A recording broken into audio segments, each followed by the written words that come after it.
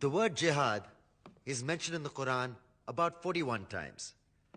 The words mercy, peace, and compassion are mentioned about 355 times. Yes, come in. Come on in, Riaz. Sit down, please.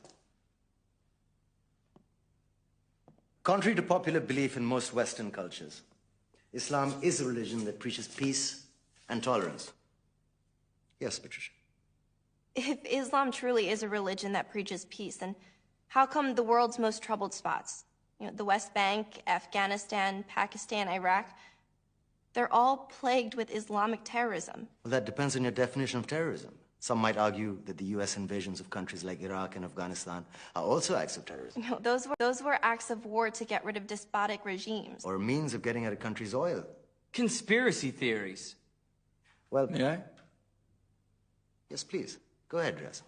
Mr. Khan is right. I mean, if we're talking about terrorists, the world's biggest terrorists are the white superpowers. Come on now. No, really, stop and think about it. Explain 9/11. Okay. Do you know how many people died in the Twin Towers strike? Around 3,000. And do you have any idea how many people died in the bombing of Afghanistan?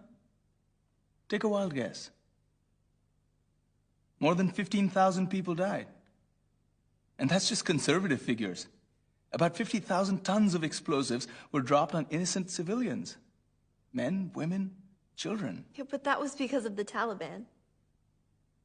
Now that you brought it up, did you know that the Taliban was a creation of the CIA to fight the Russians? Whatever. Terrorist. Yeah, right. Terrorists that were never found.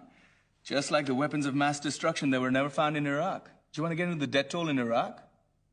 500,000 civilians and counting. And what do Britain and America say when they don't find these weapons?